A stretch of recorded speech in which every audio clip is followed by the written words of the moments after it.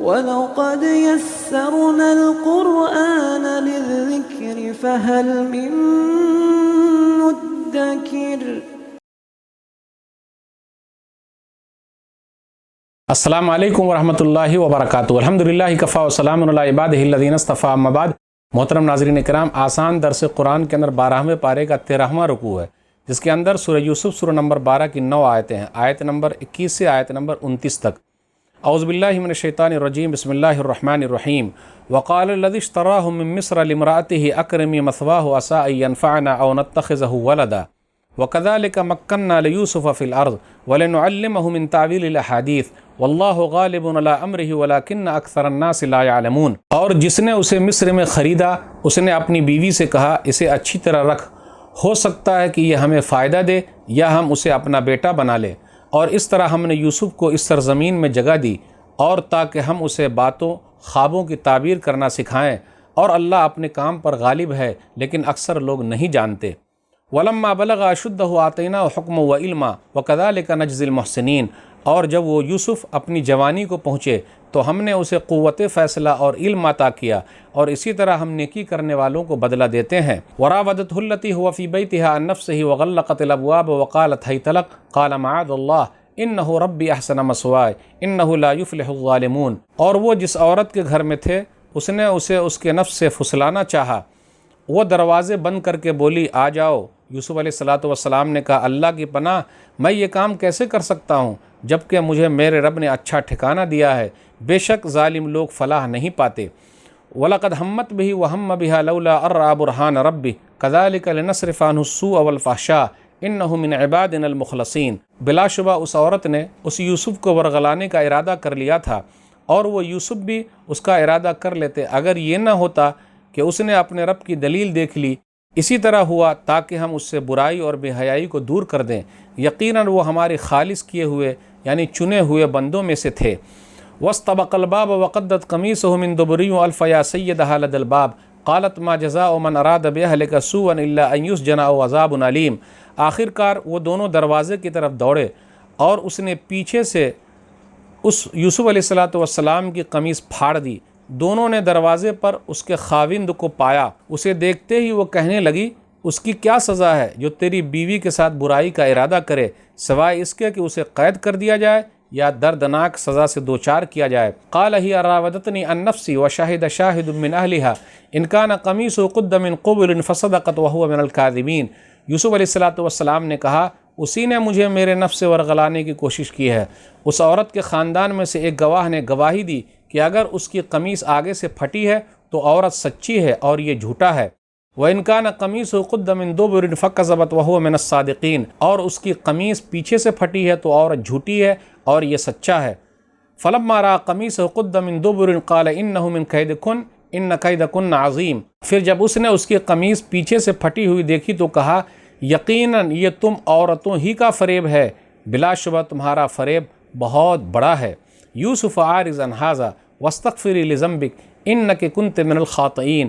اے یوسف، تو اس سے گناہ کی معافی مانگ، در حقیقت تو ہی خطا کار ہے۔ ناظرین کرام، آسان درس قرآن کے اندر 12ویں پارے کا 12واں رکوع ہے، جس کے اندر سورہ یوسف سورہ نمبر 12 کی 9 آیتیں ہیں، آیت نمبر 21 سے آیت نمبر 29 تک۔ اس کے اندر یہ ہے جو واقعہ خلاصہ ہے کہ یوسف علیہ السلام عزیز مصر کے گھر کے اندر ہے، جو واقعہ ہوا اسی کو بیان کیا جا رہا ہے۔ عزیز مصر کے گھر کے اندر موجود ہیں یوسف علیہ السلام۔ یوسف علیہ السلام کو جس آدمی نے مصر کے اندر خریدا، کہا جاتا ہے کہ وہ وزیر خزانہ تھا۔ اس زمانے میں حکومت تھی ریان بن ولید کی، تو یہ آدمی جو تھا جس نے خریدا تھا، جس کو عزیز مصر کہا جاتا ہے، یہ ریان بن ولید کی بادشاہت میں وزیر خزانہ تھا۔ تو اس نے خریدا اور اپنی بیوی سے کہا، اکرمی مثواہ۔ اس کی بیوی کے بارے میں اختلاف ہے، قرآن و حدیث میں اس کا ذکر نہیں ہے۔ کچھ لوگوں نے کہا ہے کہ اس عزیز مصر کی بیوی کا نام زلیخا تھا، جو بہت مشہور ہے۔ کچھ لوگوں نے کہا رائل تھا، لیکن نام قرآن و حدیث میں نہیں ہے، اس لیے ہم بھی خاموش ہیں، ہم بیان نہیں کر سکتے۔ بس جیسا تفسیروں کے اندر آیا ہے، اسرائیلی روایت میں وہ بیان کر دیا گیا ہے۔ یوسف علیہ السلام عزیز مصر کے گھر کے اندر ہیں، تو عزیز مصر نے اپنی بیوی سے کہا، دیکھو ہم کو فائدہ ہوگا یا ہم اس کو اولاد بنا لیں گے۔ آگے اللہ نے کہا، وَكَذَلِكَ مَكَّنَّا لِيُوسُفَ فِي الْأَرْضِ۔ ہم نے اس طریقے سے یوسف کو ٹھہرنے کی جگہ دے دی۔ جب کنویں کے اندر گئے تھے تو اللہ نے وہی کی، اب یہاں عزیز مصر کے گھر کے اندر آ گئے تو اللہ نے کہا ہم نے یوسف کو ٹھہرنے کی جگہ دے دی۔ دیکھیے آزمائش کتنی لمبی چوڑی ہوتی ہے، اور سرزمین مصر کے اندر یوسف علیہ السلام چلے آئے اور اچھا ٹھکانہ ملا۔ اس کے بعد آگے کہا جا رہا وَلَكِنَّ أَكْثَرَ النَّاسِ لَا يَعْلَمُونَ، لیکن اکثر لوگ جانتے نہیں۔ اللہ تعالیٰ نے یوسف علیہ السلام کو کس طریقے سے حکمت کی باتیں سکھائی، پھر جب وہ بالغ ہو گئے تو علم دیا، تو علم کی بھی اہمیت کا تذکرہ ہے۔ اب آگے آیت نمبر 23 سے آیت نمبر 29 کے درمیان دیکھیے، یہ ذکر کیا جا رہا ہے کہ یوسف علیہ السلام کا نیا امتحان شروع ہو گیا۔ یوسف علیہ السلام خوبصورت تھے، اللہ تعالیٰ نے ان کو جو خوبصورتی دی تھی، آدھی خوبصورتی دی تھی دنیا کی، تو وہ عزیز مصر کی جو بیوی ہے جس کو زلیخا کہا جاتا ہے اس کو فریفتہ ہو گئی۔ اب کیا ہوا، وراودته التي هو في بيتها عن نفسه وغلقت الابواب وقالت هيت لك قال معاذ الله انه ربي احسن مثواي، کہ اس نے بہلانا پھسلانا شروع کیا، دروازوں کو بند کر دیا۔ اب یوسف علیہ السلام ایک نوکر کی طرح گھر کے اندر ہیں، امانت دار ہیں۔ اب ایسے امانت دار نوکر کہاں ملیں گے؟ موقع دیکھ کر چوکا نہیں مارا۔ نوجوانوں کے لیے ایک بڑا پیغام ہے یوسف علیہ السلام کی زندگی میں، اس لیے سورہ یوسف سورہ نمبر 12 بار بار پڑھیے۔ معاشرے کو صحیح کرنا ہے تو دیکھیے، دروازوں کو بند کر دیا، برائی کے لیے بلایا تو کہا یوسف علیہ السلام نے معاذ اللہ، اللہ کی پناہ میں یہ غلط کام نہیں کرتا۔ آج دیکھ لیجئے موقع مل جائے تو چوکا مار دیتے، اور سٹھانی خود ہی بلا رہی ہے تو بھائی کیا کرنے کا۔ لیکن ایسے امانت دار نوکر کہاں ملیں گے یوسف علیہ السلام جیسے؟ زلیخائیں تو مل سکتی ہے لیکن یوسف علیہ السلام جیسا امانت دار آدمی مل جائے؟ جی نہیں۔ اس کے بعد یوسف علیہ السلام آگے آگے بھاگے، وہ پیچھے پیچھے بھاگی، دروازے تک دونوں پہنچے۔ اس کے بعد پیچھے سے اس نے کرتا پکڑا اور کھینچا۔ جیسے ہی گیٹ پر پہنچے تو عزیز مصر آ گئے۔ گیٹ پر جیسے ہی پہنچے، عزیز مصر پہنچنے کے بعد وہ بہت بھولی بن گئی اور کہا قالت ما جزاء من اراد بأهلك سوءا الا ان يسجن وعذاب الیم۔ کیا خیال ہے آپ کا اس کے بارے میں جو آپ کی بیوی کے ساتھ غلط کام کرنے کا ارادہ رکھے؟ اس کو تو جیل میں ہونا چاہیے، دردناک سزا ملنی چاہیے۔ لیکن ایک آدمی تھا جو دربان تھا، وشہد شاہد من اہلها، عورت کی طرف سے گواہی دینے والے نے ایک گواہی دی۔ کچھ لوگوں نے کہا ایک چھوٹا بچہ تھا اس نے گواہی دی، یہ روایت غلط ہے۔ بس ایک گواہی دینے والے نے گواہی دی، کون آدمی تھا کیسا تھا پتہ نہیں، اس نے گواہی دی اور اس نے ایک بات بتائی، کہا کرتا اگر آگے سے پھٹا ہے تو عورت سچی ہے، پیچھے سے پھٹا ہے تو عورت جھوٹی ہے۔ کیوں؟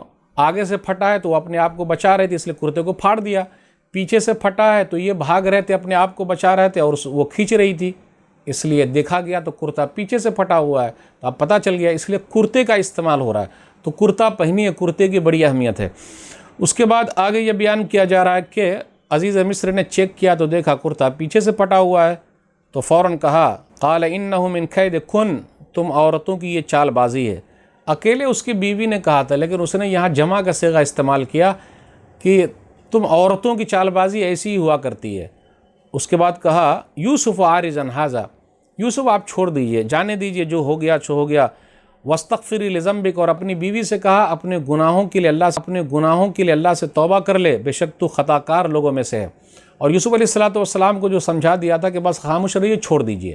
اب آگے کیا ہوا اس کا تذکرہ آگے کے درس میں ہے۔ اللہ سے دعا ہے کہ اللہ تعالی ہم لوگوں کو قرآن کریم کو پڑھنے، سمجھنے، عمل کرنے، لوگوں تک پہنچانے کی توفیق دے، آمین۔ والسلام علیکم ورحمۃ اللہ وبرکاتہ۔ اور مزید ویڈیوز کو دیکھنے کے لیے آپ ہمارے YouTube چینل کو سبسکرائب کریں۔ فجزاکم اللہ خیرا۔